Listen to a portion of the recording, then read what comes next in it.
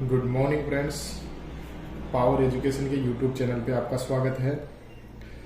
तो हम लोग आज से एक सीरीज शुरू कर रहे हैं जो सभी कॉम्पिटिटिव एग्जाम यूपीएससी हो, एसएससी हो या कोई भी स्टेट पीसीएस का एग्जाम हो या कोई सा भी एग्जाम हो, इसके अंदर ये डेफिनेटली आता है। तो ये सीरीज जो हम शुरू कर रहे हैं उसके अंदर आज हम पढ़ने जा रहे हैं आधुनिक भारत का इतिहास। तो इसके अंदर जो ये आपको जो पीडीएफ है ये तो मैं आपको बोर्ड पे पढ़ाऊंगा इस तरीके से यहाँ पे, लेकिन जो इसकी पीडीएफ है वो पूरे सीक्वेंस से आपको हमारे टेलीग्राम चैनल पे मिल जाएगी, लिंक डिस्क्रिप्शन में है। तो चलिए दोस्तों शुरू करते हैं, ज़्यादा टाइम नहीं लगाएंगे, जल्दी जल्दी अपन कवर करेंगे ताकि अपन कोई सा भी एग्जाम जो आपके नज़दीक भी आ रहा है तो वो भी आपका कंप्लीट हो जाएगा। तो चलिए शुरू करते हैं। तो आज हम शुरू कर रहे हैं आधुनिक भारत का इतिहास।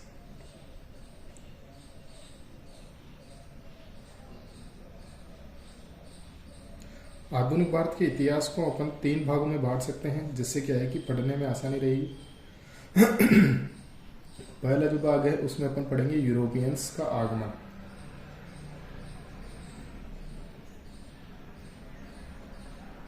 दूसरा अपन पढ़ेंगे उत्तरवर्ती मुगल साम्राज्य।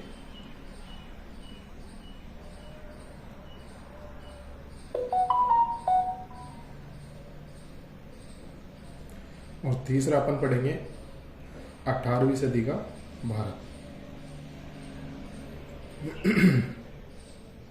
ठीक है, तो यूरोपियंस का आगमन, उत्तरवर्ती मुगल साम्राज्य, 18वीं सदी का भारत, अपन ये 3 टॉपिक पढ़ेंगे। कई बार ये कंफ्यूजन रहता है कि आधुनिक भारत को अपन शुरुआत कहाँ से करें, तो अपन को शुरुआत यहाँ से करनी है। कई लोग शुरुआत करते हैं 1857 से 1947 तक, लेकिन ये क्या है कि वे रट्टा मारने वाली बात हो गई। सीक्वेंस से अगर पढ़ेंगे तो अपन 1857 की क्रांति क्यों हुई थी वो पता चलेगा, और आने वाले जितनी भी सोसाइटीज बनी है, आंदोलन बने हैं, वो क्यों हुए हैं और किस तरीके से हुए हैं। तो सबसे पहले अपन पढ़ेंगे यूरोपियंस का आगमन। ठीक है, तो चलिए शुरू करते हैं यूरोपियंस का आगमन।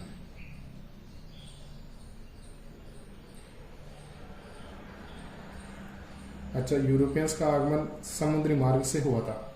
ठीक है, लेकिन समुद्री मार्ग से ही क्यों हुआ था, इसका एक महत्वपूर्ण कारण यह है कि 1453 में तुर्की पर उस्मानी जो सल्तनत थी, उस्मानी सल्तनत ने आक्रमण कर दिया, जिससे जो भारत आने की जो स्थलीय सीमा है वो बंद हो गई। बाकी पहले जो व्यापार था यूरोपियंस से वो पहले भी होता था, लेकिन वो स्थलीय सीमा से होता था। जैसे अपन ने पढ़ा है सिंधु घाटी सभ्यता के अंदर कहीं बंदरगाह लोथल जैसे गुजरात में था, तो वहां से क्या कि व्यापार होता था, तो ये स्थलीय सीमा से होता था। लेकिन जब उस्मानी सल्तनत ने तुर्की पर आक्रमण कर दिया तो जो स्थलीय सीमा थी वो बंद हो गई। इसलिए फिर उन्होंने, यूरोपियंस ने क्या किया कि नया मार्ग ढूंढने की कोशिश करी जो समुद्री मार्ग से ही पॉसिबल था, स्थलीय सीमा बंद हो चुकी थी। तो जो सबसे पहला जो व्यक्ति था जो भारत की खोज में निकला था, सबसे पहला व्यक्ति था बार्थोलीमियो डियास। क्या नाम था उसका? उसका नाम था बार्थोलीमियो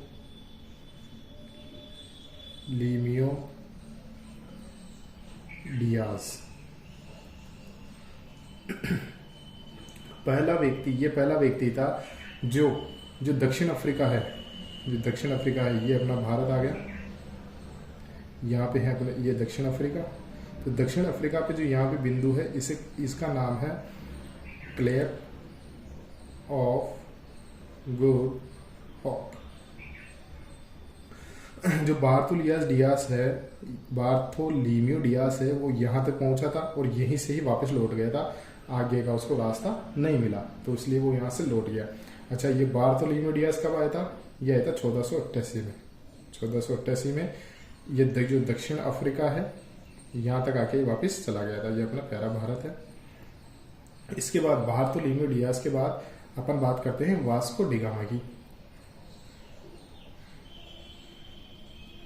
वास्को डिगामा के बारे में तो आप सबने सुना होगा कि इसी ने भारत की खोज कर दी। एक्चुअल में भारत तो था, समुद्री मार्ग की खोज करी थी, वो करी थी वास्को डिगामा ने 1498 में।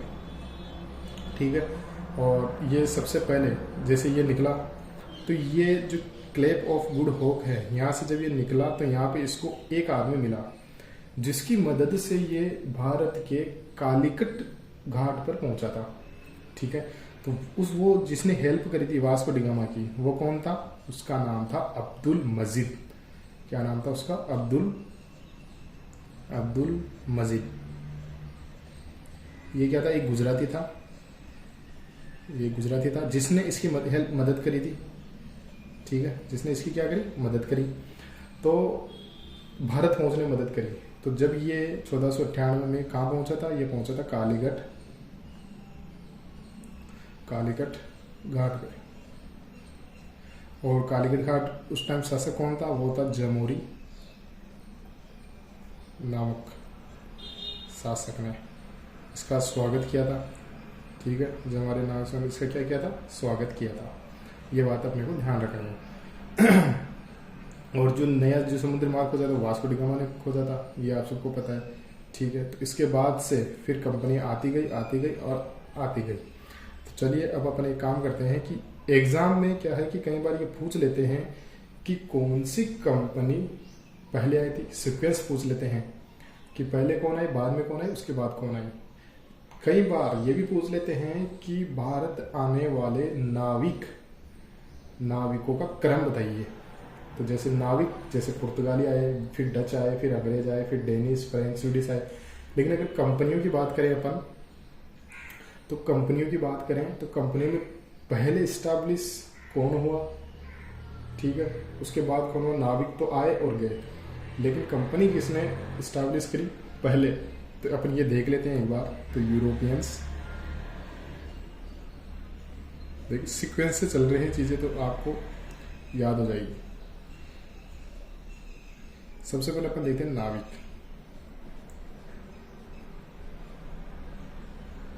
अब जाहिर सी बात है, वास्को डी गामा ने खोज करी, और वास्को डी गामा कौन था? एक पुर्तगाल यात्री था।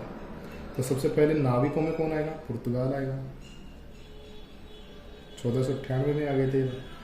ठीक है, उसके बाद आएंगे डच यात्री आया। उसके बाद आते हैं अंग्रेज, उसके बाद अंग्रेज आए, उसके बाद डेनिश आए, उसके बाद फ्रेंच आए, और सबसे लास्ट में आए स्वीडिश। अच्छा, डच किनको कहा जाता था? डच कहा जाता है हॉलैंड व नीदरलैंड के लोगों को। किनको कहा जाता है? हॉलैंड और नीदरलैंड के जो लोग थे उनको कहा जाता है डच। तो ये वो नाविक है। ये नाविक सीक्वेंस कई बार पूछ लेते हैं, तो ये आपको याद होना चाहिए, ये आपको पता होना चाहिए। ठीक है, अब अगर अपन कंपनी की बात करें कि कंपनी सबसे पहले किसने इस्टेब्लिश करी थी? ठीक है, तो सबसे पहले पुर्तगाल आए थे, तो पुर्तगालों ने करी, 1503 में कर दी थी। 1503 में करी थी, लेकिन उसको बंद करा दी। फिर 1505 में इन्होंने खोला था कोची के अंदर। ठीक है, वो आगे अपन पढ़ेंगे, फिर पुर्तगाली कंपनी के बारे में पढ़ेंगे, तब पढ़ेंगे। अभी अपन आगे चलते हैं। उसके बाद आए थे ब्रिटिश। आप इस तरीके से नोट्स बनाओगे तो आपका जो बेस है वो कंप्लीट हो जाएगा। मेरा मोटिव ये है कि आपका बेस कंप्लीट हो जाए। सबसे पहले पुर्तगालियों ने कंपनी, फिर ब्रिटिश ने कंपनी बनाई, फिर डच, फिर डेनिश, उसके बाद फ्रेंच, उसके बाद स्वीडिश। इस तरीके से याद करेंगे तो सारी चीजें अपने को याद हो जाएगी। अब पुर्तगाली कंपनी कब? सबसे पहले 1503 में इन्होंने बनाई थी। ब्रिटिश ने 1600 के अंदर ब्रिटेन में बन गई थी। डच जो कंपनी बनी थी वो बनी थी 1602 में। डेनिश 1616 में, फ्रेंच 1664 में, और स्वीडिश 1731 में बनी थी। तो ये इनका क्रम है। ठीक है, तो ये आपको ध्यान रखना है। अच्छा, जो डेनिश है, डेनिश किनको कहते हैं? यहाँ लिख देता हूँ मैं। डेनिश कहते हैं डेनमार्क के लोगों को, उनको डेनिश कहा जाता है। ठीक है, तो ये अपना यहाँ तक का काम कंप्लीट हो गया। आगे चलते हैं। तो अपन ने पढ़ लिया यहाँ तक, एक बार फिर से रिवीजन कर लेते हैं। आधुनिक भारत के इतिहास को अपन ने 3 भागों में बांटा है। यूरोपियंस का आगमन, उत्तरवर्ती मुगल साम्राज्य, 18वीं सदी का भारत। इसके बाद यूरोपियंस का जो आगमन हुआ था वो क्यों हुआ था समुद्री मार्ग से, उसका कारण ये है क्योंकि 1453 में तुर्की पर उस्मानी सल्तनत ने कब्जा कर लिया। उसके बाद जो पुर्तगाली, जो पहला यूरोपियन जो व्यक्ति था वो था बार्थोलोमेव डियास, जो दक्षिण अफ्रीका के केप ऑफ गुड होप तक आया और वहां से लौट गया। उसके बाद वास्को डी गामा 1498 में आया और अब्दुल मजीद एक गुजराती था जिसकी मदद से ये कालीकट बंदरगाह पे पहुंचा था, जहाँ पे जमोरी नामक शासक ने इसका स्वागत किया था। फिर उसके बाद तो यूरोपियंस आते गए। तो जो नाविक थे, सबसे पहले जो नाविक को जो क्रम है वो पूछा जाता है, एग्जाम के पॉइंट ऑफ व्यू से इम्पोर्टेंट है। यूपीएससी के अभी जो 2023 के अंदर जो पेपर हुआ था ईपीएफओ ईओएओ का, उसके अंदर ये क्वेश्चन आया था कि कंपनियों का सही क्रम चुनिए। तो जो कंपनियों का सही क्रम जिनको याद होगा उन्होंने कर दिया, जिनको नहीं होगा वो तुक्का लगाए होंगे। ठीक है, तो ये चीज आपको ध्यान रखनी चाहिए। उसके बाद अब आगे चलते हैं अपन। सबसे पहले अपन पढ़ेंगे पुर्तगाली कंपनी।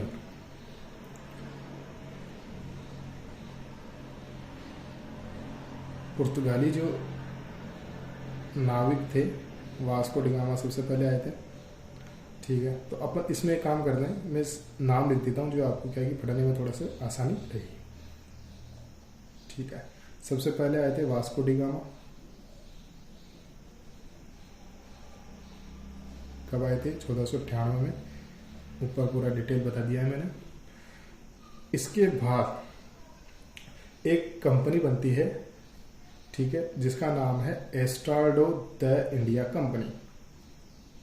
क्या नाम इसका? इसका नाम है एस्ट्राडो द इंडिया कंपनी। ये क्या थी? ये पुर्तगाली कंपनी थी, लेकिन ये क्या सरकारी कंपनी थी।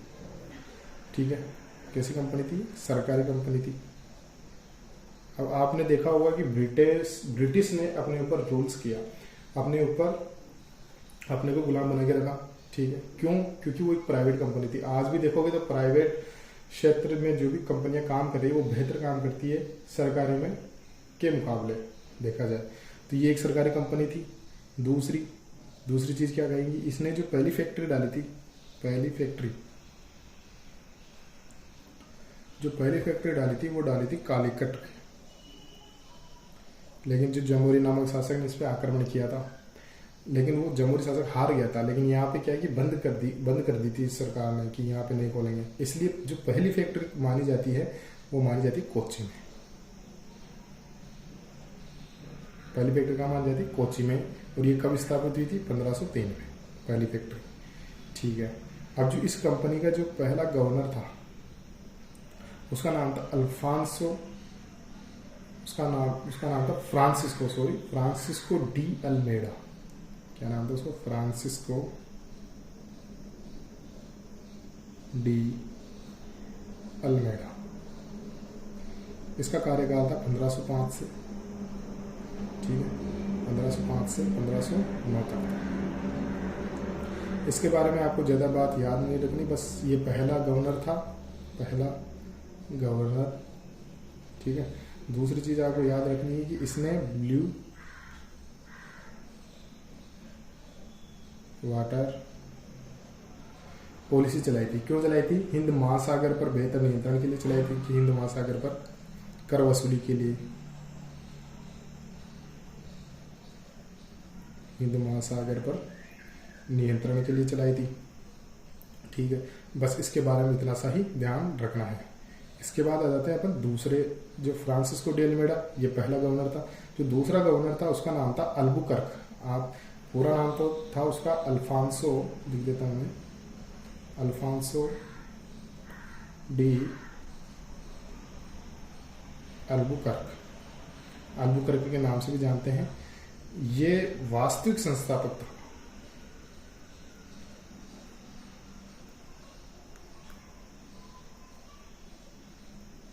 पुर्तगालियों का भारत में जो वास्तविक संस्थापक जिसे कहा जाता है वो उसका नाम था अल्बुकर्क। इसका कार्यकाल था 1509 से 1515।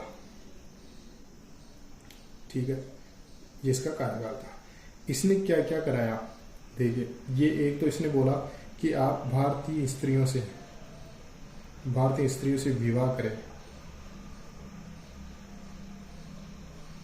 इसने प्रेरित किया पुर्तगाली को, आप भारतीय स्त्रियों से विवाह करें। और इसने ही 1510 में गोवा पर अधिकार जमा दिया, गोवा पर अधिकार कर लिया। और किसकी मदद से करा था इसने? इसने मदद ली थी विजयनगर शासक कृष्णदेवराय की। विजयनगर के बारे में भी अपन पढ़ेंगे, काफ़ी अच्छी स्टोरी है विजयनगर शासक की भी। विजयनगर जो शासक थे कृष्णदेवराय,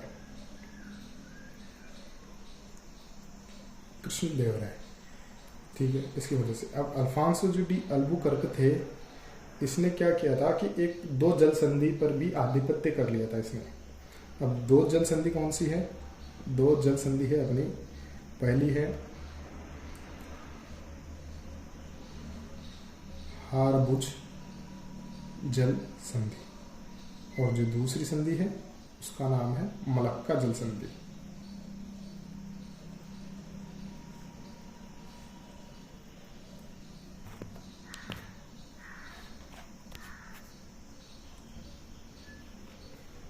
ठीक है, जो हारबुज जल संधि है, तो हारबुज जल संधि ये थी ओमान और इराक के बीच में। और जो मलक्का जल संधि थी वो थी इंडोनेशिया और मलेशिया के बीच में।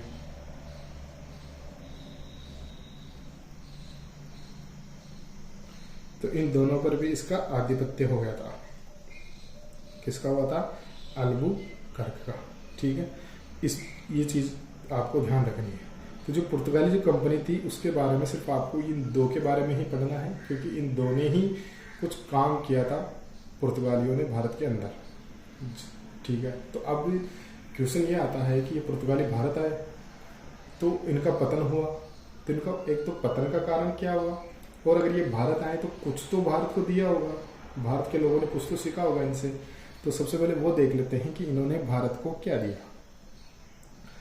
तो सबसे पहले क्वेश्चन ये आता है कि इन्होंने भारत को क्या दिया। कई बार क्या है कि यूपीएससी में जो मेंस लिखते हैं या स्टेट पीसीएस में मेंस लिखते हैं, तो उसके अंदर क्वेश्चन पूछ लिया जाता है कि क्या पुर्तगालियों के बारे में टिप्पणी कीजिए। उन्होंने भारत को कुछ दिया भी नहीं दिया। तो सबसे पहले आते हैं 1556 में प्रिंटिंग प्रेस को स्थापित करा। और जो दूसरी चीज इन्होंने दिया, तंबाकू की खेती। तंबाकू की खेती करना अपने को बताया, फूल गोभी इन्होंने बताई। ठीक है, ये 2 मोस्ट इम्पोर्टेंट चीज़ें हैं। इसके बाद एक जहाज निर्माण की नई तकनीक बताई इन्होंने।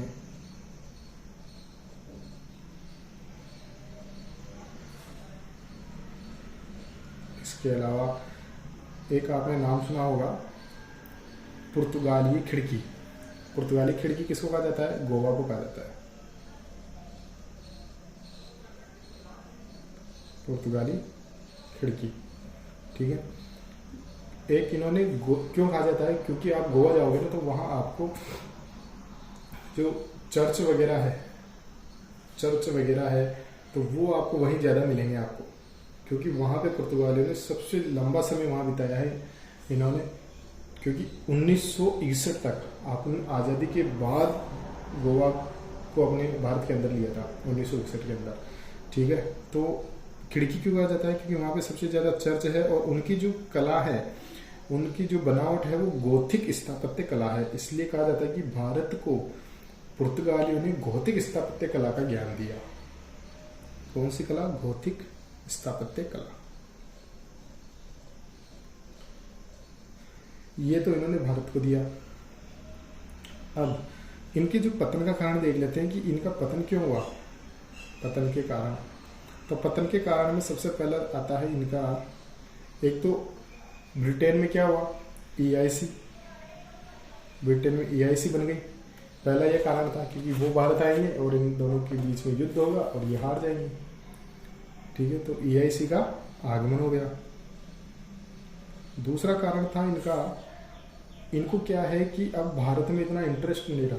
क्यों नहीं रहा? क्योंकि इनको नया विकल्प मिल गया था ब्राज़ील में, क्योंकि ब्राज़ील में भी मसाले बहुत होते थे, भारत में भी मसाले बहुत होते थे, लेकिन जो ब्रिटिश थे उनको इनका इंटरेस्ट मसालों में नहीं था, सूती वस्त्रों में ज़्यादा था, इसलिए वो यहाँ से सूती वस्त्र ज़्यादा निर्यात करते थे। तो इनका जो नया ब्राज़ील मिल गया, नया विकल्प। पूछ लें वन लाइनर के अंदर कि पतन के मुख्य कारण में से क्या था, कि उनको कौन सा एक नया उपनिवेशक मिल गया, तो मिल गया था ब्राज़ील। तीसरा कारण था ईसाई मशीनरियों की भूमिका। ईसाई मशीनरियों की भूमिका, जो ईसाई मशीनरियां हैं, ईसाई मशीनरियां मतलब जो धर्म परिवर्तन करवाती है, वो भारत में आई और उन्होंने लोगों का धर्म परिवर्तन करवाना शुरू कर दिया, इसलिए लोगों में नाराजगी आई। तो ये भी उनका एक पतन का कारण था। एक नीति थी कार्टेज अरमेडा नीति।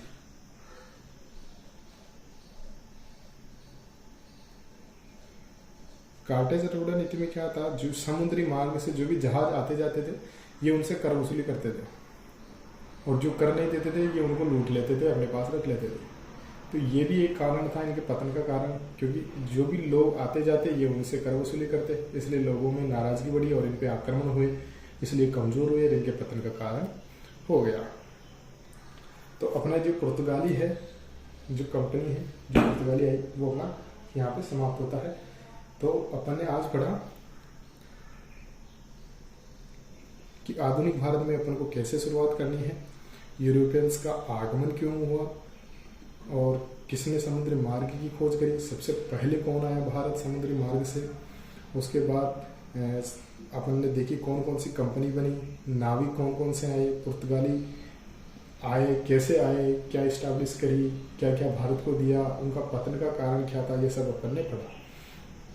इसी दौरान क्या हो रहा है, ब्रिटेन में क्या हो रहा है, इस दौरान हम समकक्ष से चलना पड़ेगा, तभी अपने को चीज़ें समझ में आएगी। अब अपन चलते हैं ब्रिटेन। भारत में पुर्तगाली खत्म, अब अपन देखते हैं ब्रिटिश।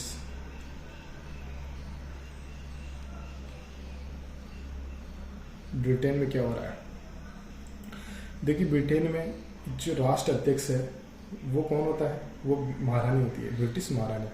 तो ब्रिटेन में जो राष्ट्र अध्यक्ष है महारानी जी, और एक कंपनी वहां बनती है जिसका नाम था मर्चेंट एडवेंचर।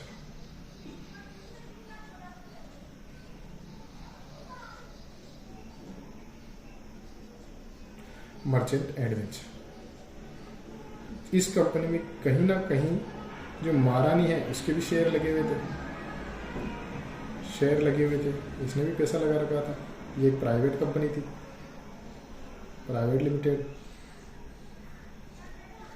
ठीक है। तो इस महारानी ने क्या करा, एक रॉयल ऑर्डर पास करा, रॉयल ऑर्डर पास करा। कब करा, ये करा 31 दिसंबर 1600 में। अब 1600 में ये हो रहा है, तब उस टाइम जो भारत के अंदर जो शासक कौन है, मुगल एम्पायर चल रहा है, मुगल। तो उस टाइम थे अकबर। 1600 में कौन थे, अकबर। तो इसने क्या करा कि रॉयल ऑर्डर पास किया कि आप भारत जाकर व्यापार करें, और एक इनको ट्रेड मोनोपोलॉजी दे दी। ट्रेड मोनोपोलॉजी का मतलब है कि भारत के अंदर सिर्फ और सिर्फ आप ही व्यापार कर सकते हैं, और ये कहा 15 वर्षों के लिए, 15 वर्षों के लिए मोनोपोलॉजी दे दी कि आप वहां जाके व्यापार करिए, और किसी को अधिकार नहीं दिया कि आप वहां जाके व्यापार करेंगे, ठीक है। तो जो 1599 में ये कंपनी बनी थी, 1599 में ये बनी थी, ठीक है। अब ये भारत आती है, इसने भारत के लिए रॉयल ऑर्डर इसको मिल गया, अब ये भारत जाके व्यापार करेगा। तो सबसे पहले इसको क्या है कि इसको EIC भी अपन कहते हैं, ईस्ट इंडिया कंपनी, इसका दूसरा नाम है ईस्ट इंडिया कंपनी, सभी जानते होंगे, ठीक है। तो अब इसकी शुरुआत होती है अपने यहाँ से, ठीक है। अब ये देखो, इनको रॉयल ऑर्डर मिल गया। अब रॉयल ऑर्डर मिल गया इनको, तो अब ये क्या करेंगे, अब ये भारत आएंगे। लेकिन उस टाइम इतनी इतनी तेज गतिविधि तो थी नहीं कि प्लेन में बैठे आ गए, नाव में बैठा फास्ट क्रूज चल रही है आगे, धीरे धीरे चलते थे। तो 1608 में 1600 में रॉयल ऑर्डर मिला था, लेकिन 1608 में कैप्टन हॉकिंस नाम का एक आदमी भारत आता है। क्या नाम था उसका? नाम था कैप्टन हॉकिंस।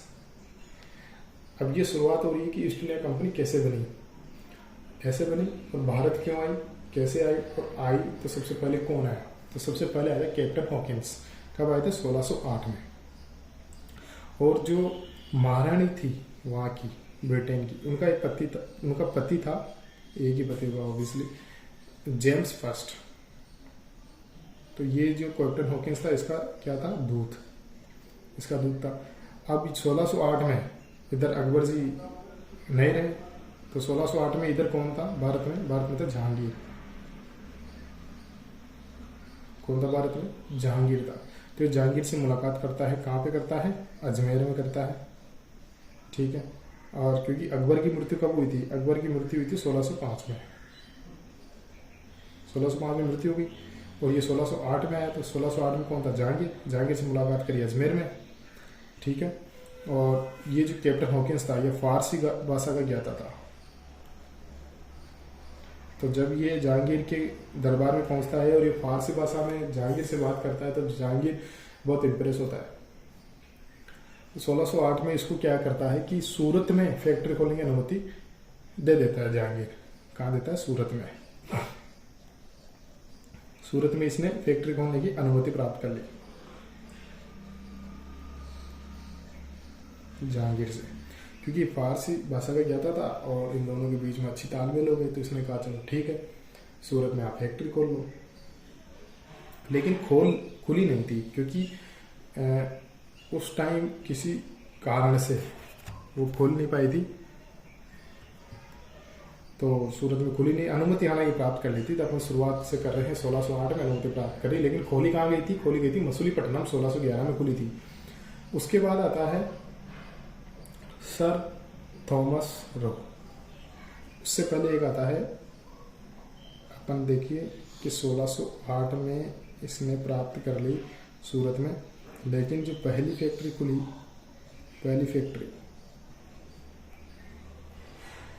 जो पहली फैक्ट्री खोली गई थी वो खोली गई थी दक्षिण भारत के मसूलीपट्टनम में। खोली थी ये 1611 में, ठीक है। चलिए अब आगे चलते हैं। इसके बाद आते हैं कैप्टन थॉमस रो। कौन आता है? Captain Thomas Roe. ये कौन थे? ये भी जेम्स फर्स्ट के दूत थे और ये भी फारसी भाषा के ज्ञाता थे। और ये इसलिए फेमस है क्योंकि इन्होंने जो मुगल साम्राज्य हैं, मुगल साम्राज्य में सभी जगह फैक्ट्री खोलने की अनुमति प्राप्त कर ली।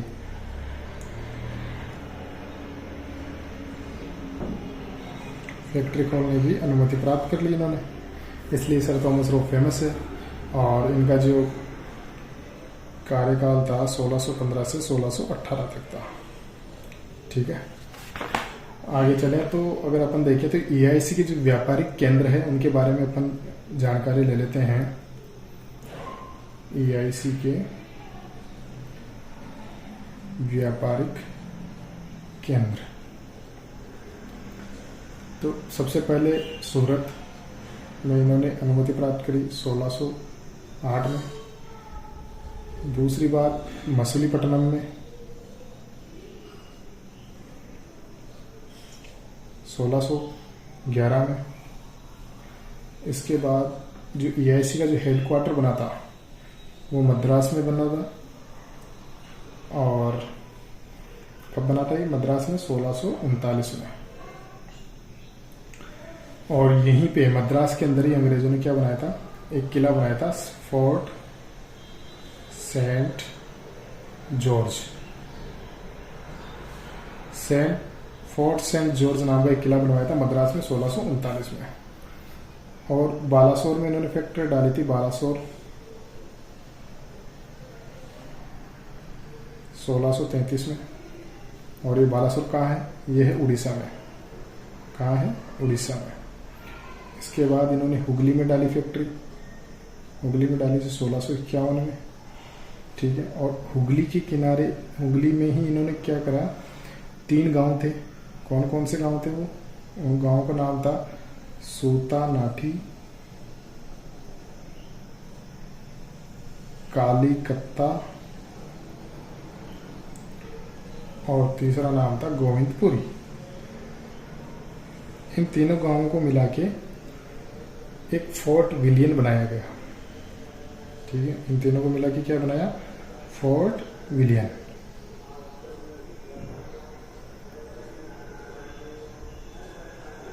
फोर्ट विलियम बनाया, जिसे आज क्या किस नाम से जान जाते हैं? कोलकाता के नाम से जानते हैं। क्या बनाया था ये? 1651 में, ठीक है। इसके बाद आते हैं छठे नंबर पे बॉम्बे। तो बॉम्बे जो गिफ्ट में मिला था ब्रिटिश को, जो ब्रिटिश राजकुमारी थी, ब्रिटिश जो राजकुमार थे, उनकी शादी हुई थी पुर्तगाल की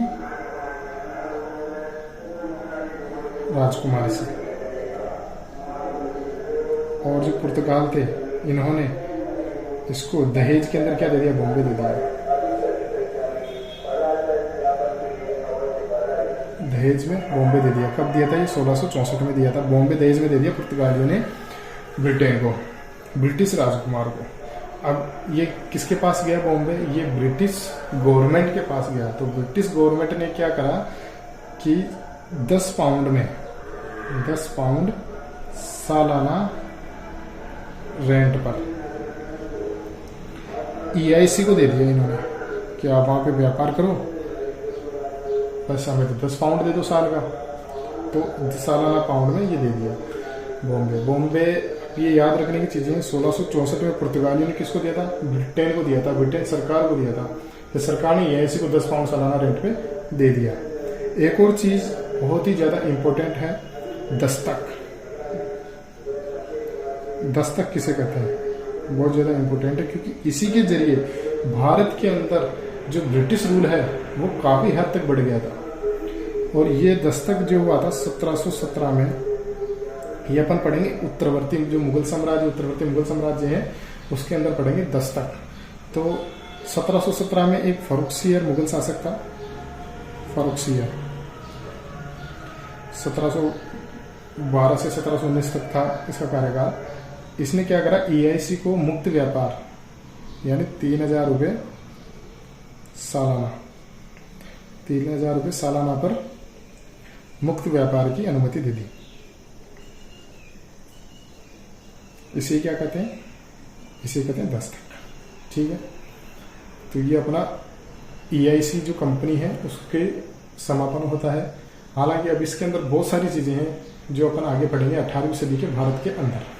तो 18वीं सदी के भारत में ब्रिटेन ने कैसे रूल किया, क्या क्या एक्ट लेके आए, कौन कौन सी इन्होंने, जैसे सती प्रथा है, दास प्रथा है, इनको समाप्त किया, इन्होंने कौन कौन से कार्य किया, और साथ ही इन्हीं के कार्यकाल में कौन कौन से आंदोलन हुए, सारी चीजें अपन उस 18वीं सदी के भारत में पढ़ेंगे। अभी तो अपन पढ़ रहे हैं जो यूरोपियंस का जो आगमन हुआ था वो कैसे हुआ था, उन्होंने कैसे कैसे अपने पांव जमाए भारत के अंदर। इसके बाद अपन को जरूरी है पढ़ना डच, जो इम्पोर्टेंट है वो ही पढ़ना पड़ेगा, ज्यादा पढ़ने की जरूरत नहीं है। डच, जो पहला जो डच यात्री था 1595 में जो आया था, उसका नाम था कार्नेलिस डी हाउट मैन। ये नाम याद कर लेना, वन लाइनर में पूछ लेते हैं कई बार। और जो डच EIC है उसकी स्थापना हुई थी 1602 में डच संसद द्वारा। 1602 में जो डच EIC, जो डच EIC थी उसकी स्थापना हुई थी। ये एक सरकारी कंपनी थी। डचों की जो मुख्य रुचि थी वो कहाँ थी? इंडोनेशिया। वन लाइनर है, इंडोनेशिया, ठीक है। और इंडोनेशिया को ही एशिया में डचों की सबसे बड़ी कॉलोनी कहते हैं, सबसे बड़ी कॉलोनी कही जाती है। और भारत में इनका जो मुख्यालय था, ये मुख्यालय भी याद रखना जरूरी है। ईस्ट इंडिया कंपनी का जो हेडक्वार्टर था वो वहाँ था, मद्रास में था, जहाँ पे फोर्ट सेंट जॉर्ज नाम किला बनाया था मद्रास में। डचों का कहाँ था? डचों का था नागपट्टनम।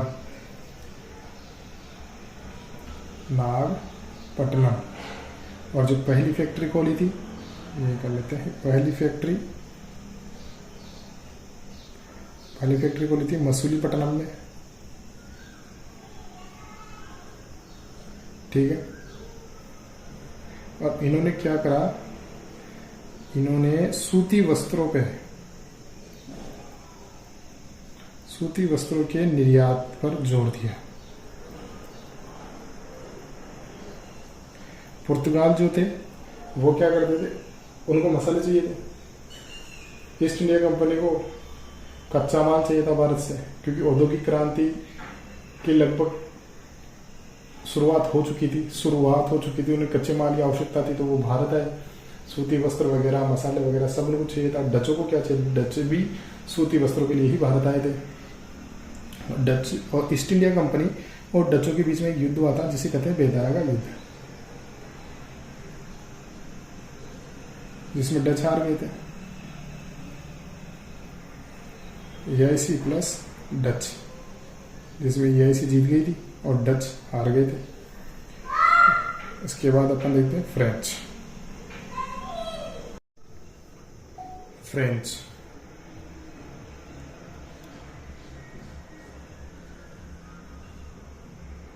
ठीक है। फ्रेंच में राजा थे लुई 14। क्या नाम था उनका नाम था लुई 14। इनका एक मंत्री था जिसका नाम था कोलबर्ट। जिसका नाम क्या था, कोलबर्ट, जिसने क्या किया, 1464 में एक कंपनी बनाई। उसका नाम था इंड से ओरिएंट लेज। ये कंपनी बनाई थी फ्रेंच वालों ने। तो भारत में जो आए थे फ्रेंच, ये सबसे बाद में आए थे। भारत में सबसे बाद में आने वाली जो कंपनी है वो कौन सी है, फ्रेंच। इन्होंने जो पहली फैक्ट्री डाली थी, वो डाली थी 1668 में सूरत में। उसके बाद 1669 में मसूलीपट्टनम, 1673 में पुदुचेरी, जिसे आज पांडिचेरी के नाम से जानते हैं, पांडिचेरी में डाली थी, इसे पुदुचेरी के नाम से जानते हैं। और यहाँ पे एक किला बनवाया था इन्होंने, उसका नाम था फोर्ट लुई। क्या नाम था इसका? उसका नाम था फोर्ट लुई।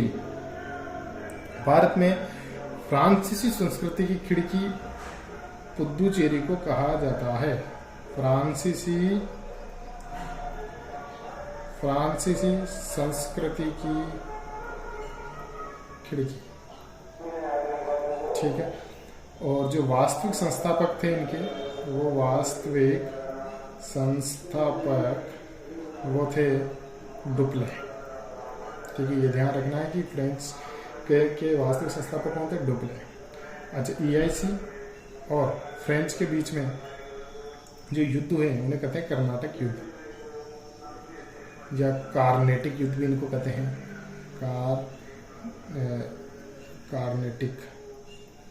कार्नेटिक युद्ध भी इनको कहते हैं।